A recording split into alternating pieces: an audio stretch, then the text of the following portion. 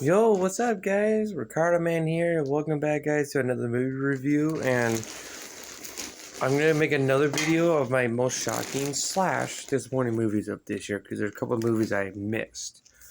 So make sure to like, subscribe, and make sure to comment, guys. What do you think of what's your favorite, most shocking, and disappointing movies of last year?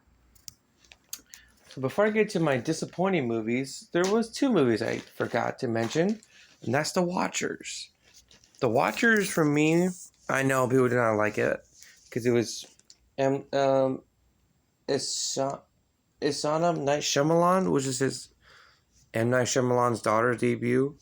I thought it was really good, okay, like the woods kind of thing, about this witchy craft and all that stuff. But I was kind of questioning about all that too. I was like, what's all this about?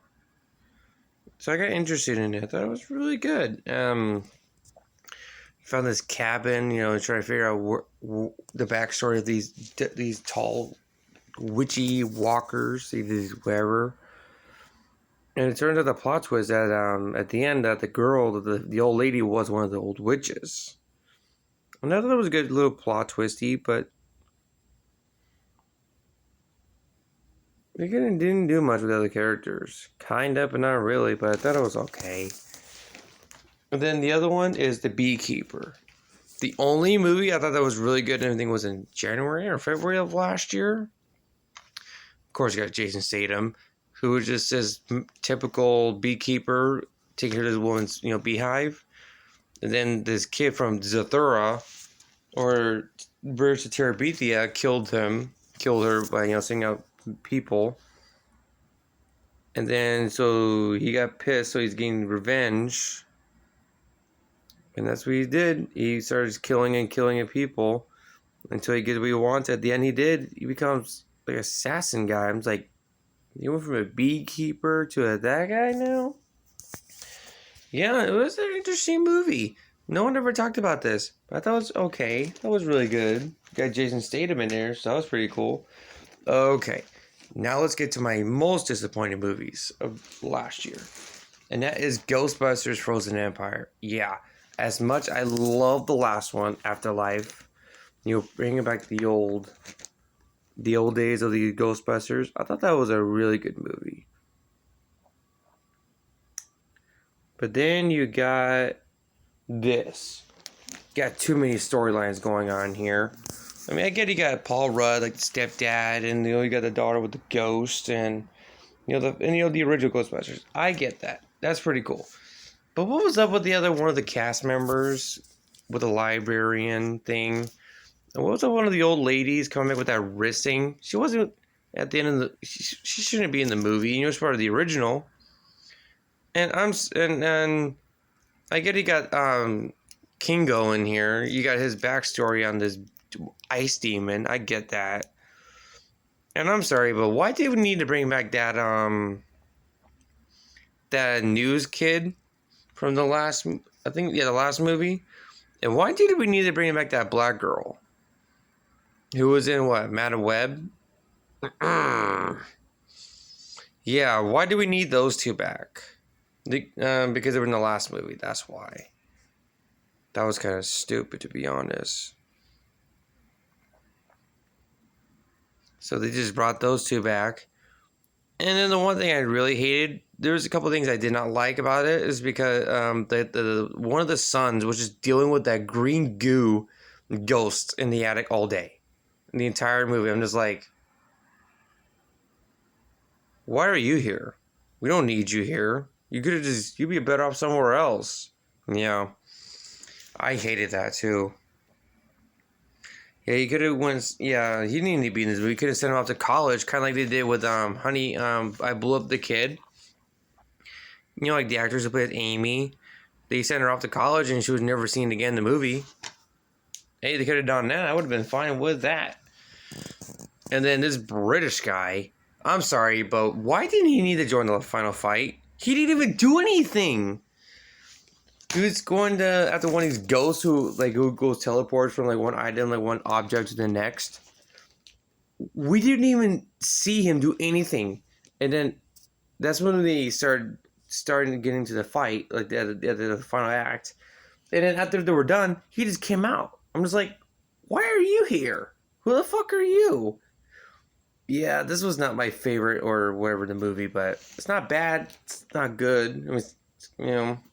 So that's why those were like those questionable scenes. I was like, we don't even need you in the movie. Why are you here? And there's another one I'm gonna say is the Ministry of Judgmental Warfare. Look, as much as I love Henry Cavill, Superman, I just didn't think this movie was kind of. Yeah, I thought it was funny. You know, the comedy was good. You know, the World War II of the Nazis and all that stuff. But the one thing that kind of questioned me is they were just walking around killing these Nazis like they're instructed like plot armor, like boom, boom, boom, ha ha ha ha ha ha. I'm just like, that's funny, that's goofy. That would never work in real life. Yeah, that was the only thing that I kind of questioned on that one. So that was, yeah, it's fine. Another one that people say that these were disappointing is the Furiosa and Mad Max. Yeah, I can understand that. Anna Taylor-Joy was barely in the movie. Most of the movie, getting the movie, was just her being a kid, and she was barely at the end of the movie. I get it. You know, you get Chris Hemsworth, one of the best antagonists in the movie. Great. Or protagonist, whatever. He did a great job. I love his acting. He's like, ladies and gentlemen, start your engines. Is there hope? There is no hope. There's no hope. I can't do it. But I love the acting here. That was really good. But it's funny that this is my first ever Mad Max movie. I have never seen none of the originals, so I got the originals. So I got to watch them. And and I love the motorcycles as like they're like the horses. I thought that was pretty cool. Like a post-apocalyptic desert, which is pretty cool. Like Borderlands kind of thing. I thought that was pretty cool. So, yeah, I can understand the Furiosa situation. Next one is Borderlands. Now, look, I did defend it a little bitty bit in when I first made my video, and I gotta say, I still enjoyed the movie. But I can understand the miscasting, you know. I get it. You had Cate Blanchett. I thought she did a great job, and you're a great actress. I just didn't think she was fit for the role, though. She's too old. No offense. She could have done something else. And I'm sorry, but you had, Claptrap, I'm sorry, Claptrap, I'm sorry if I say his name wrong, but Jack Black. I know he's kind of annoying in the game. I get let that slide, but he was annoying every second in the movie. I'm just like, what are you doing?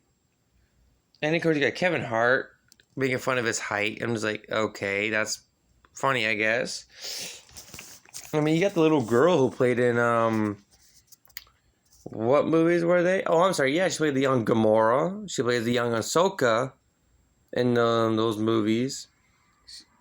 I thought she was pretty okay. And then, of course, you got Jamie Lee Curtis. I thought she was just there. She was just there. I know it was kind of miscasting. I can understand, but I still had fun with it as a massive nerd of the games, as a massive fan of the original games. I love Borderlands, the games. I will always cherish the original Borderlands. I mean, I hope they do make a sequel. Just at least do it. At least kind of redeem it and make it better. I don't know. We'll have to see how that goes. But yeah, I can see why it was been filming or delayed for like years or whatever development. I can understand that. The next one is going to be The Bike Riders. Now, I don't know. I love biker movies, like Bike. I know those other ones. I think I call Goodfellas. For me, I love Wild Hogs. That is one of my favorite biker gang movies I ever seen. What you got here? You got Austin Butler, and of course you got Eddie Brock himself, Tom Hardy, as this biker gang just hanging out, you know, with his rivalry at the ends. But they're just hanging out the entire movie. But I thought I like Austin Butler. He was like this cool guy. He's like, I'm cool and cocky kind of guy. I thought he was pretty cool. All right, I guess. Tom Hardy. I like the way he was like, oh, damn. I don't know. He was okay. The leader of the biker group. I think they did really good. But they were just hanging out the entire movie. I mean, I get it. Like I said, I've never been in that situation with those bikers. I heard history about the biker gangs, you know. I thought it was pretty cool. Then the actress, no offense, her acting was kind of. It's just that when the way she was acting, I'm just like, shut the fuck up. You know, here let me see if I can give you a better example. It's like, hey, yo, man, I'm just from New York. You know, me and my guy over here, we just got a little house, and then we got got married, and you know, we got this, and then we go there, we go over there, we go see my friend, then we go to New York, you know, this. You know, I'm sorry, I'm not good with accents like that. But you know what I mean with the, yo, my man's in the biker gang, you know? You know, I'm smoking a cigarette, you know? What am I supposed to do, you know? Yeah, it's just, I didn't like the way she was acting. You could tell she did not practice that. Sorry, no offense, but that was the annoying part. I'm just like, shut the fuck up. It was just annoying. I mean, it's just okay to watch again, but I like the Warhogs more. And the next one is, I don't think anyone mentioned is Civil War. Civil War with, you know, Kirsten Dunst. You know, I thought she did a great job as a massive, huge crush on her in Spider-Man in the original trilogy. I loved Kirsten Dunst. But this movie was okay. You know, you got the people in the apocalyptic world. You know, kind of like a purge kind of thing, you know. Kind of situation. But the only one thing that annoyed the fuck out of me was that the fucking amateur photographer. You know, the girl who played Alien Romulus as the main protagonist, I think. Don't get me wrong, she did really good in that movie. I forgot she was in this movie, because when she said she's from Civil War, I forgot about this movie. But every time when she's like, for example, recording like this, towards like when they're like people are shooting at each other like up close, I'm just like, bitch, get the fuck back. Like, dude, you're gonna get yourself killed, you know? I'm like, stop doing that. It was annoying. And then at the end of the movie, this pissed me the fuck off. And I know this pissed people a lot off. I don't know. I'm going to mention this. This pissed me off.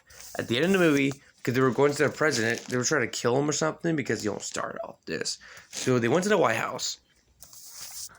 When this little girl was in the hallway trying to record, this douchebag, the guy, was trying to shoot her.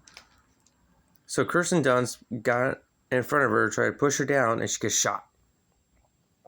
I'm just like, well, thanks for ruining the movie. Well, no, that's not the part that threw me off the movie. It was when she fell on the ground, she died. Slow motion right here. She got up, like she sat up and looked at her dead body, like laying flat on her belly. Like she stood up, looked down. She didn't even cry, no remorse. Act like she was nothing. And then she walked away towards the room where the president is, and then that was it. They killed the president. So they just swept her away like a bag of trash. After she did everything in the movie, after she did everything for her, that was one thing that I wanted to fuck up that little girl. Like, whatever her name is, the woman. I just wanted to punch her in the goddamn face. She had no remorse. She didn't cry. She's like, oh my God, that's horrible. Nope. She just looks at her and just walks away. Leaves her like a bag of trash. We've never seen her again. I'm just like, fuck you. Excuse my language, YouTube. That's what I said. I was like, fuck you. Now that movie, I'm done. You ruined it. You ruined the movie. That was the only thing I hated, was the ending, and then that was she's doing the stupid stuff that she did in the movie. That was the only thing. That's it. And then the last one, guys, my most disappointing movie is In a Violent Nature. Now, as a massive fan of the original Friday the 13th, and of course, the remake, this movie was fucking boring. Seriously, I fell asleep. I never done before with my brother at the end of the movie, and I'll get to that in a bit. Now, I love Johnny, aka this knockoff version of Friday the 13th, and this is the first time director. You know, trying to make some experimental. I get it, but my God, this movie was fucking boring. Not just that, so much fucking walking your.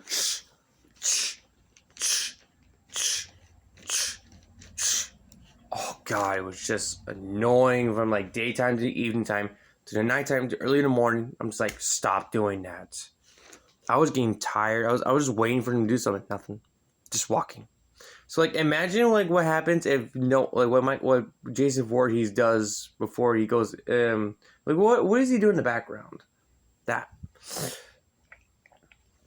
The first kill I hated because we never got to see the guy, and there was some bad acting in the movie. He's like, "What do you want? Get away!" Oh my God. There was some bad dialogue in the movie. Horrible script writing and terrible acting. I'm sorry.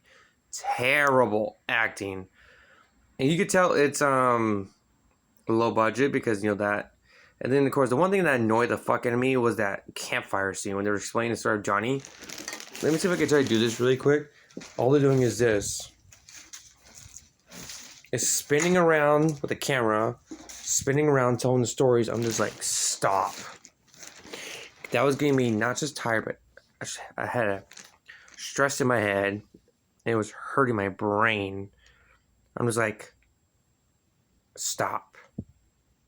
But there were some couple kills. But the only good thing, there was a few good things I like is the why Johnny's going after this amulet. You know, like why he's killing these people. Because the amulet. That brings it back to life. And that's why. I love the weapon choices. It's okay with the ski mask or that big mask from like the original Scooby-Doo days. I love that. I love the kills. Especially that yoga kill though. That was the next level that kept me going. That was like next level kill I thought I would never thought I would see. I was like, what the fuck? But then there was a few more bad things I'm gonna say. There were some stupid ass decisions in here that I fucking hated. Like they had them on the ground, like shot him with a shotgun. So let's chain him up. They're like, no. No. Dumb decision. And then the ending, this is where I'm going to say that fucking made me fall asleep for a bit. It was a long ass 10 or 15 minute break of this woman telling her stupid story about her brother and his bear that they dealt with in the truck. While the girl was just like, was just worrying about Johnny coming after her. And then I could tell she was running, and I could tell she was running in circles at the end of the movie when she was leaving that forest at nighttime, because every time when she runs, it's like the exact same spots. I'm just like, why are you running in circles? And then, oh my God, it was bad. But if they did make a sequel, I get it as a first time experience. I get it, but I hope they make it better. The sequel. That's about it. Yeah, they were just, yeah. Alright, guys, that's it for my, the rest of my shocking, surprising, and mostly disappointing movies of 2024. Be on the lookout, guys. One more video, and that's my bad movies of the year. Stay tuned, guys. Peace.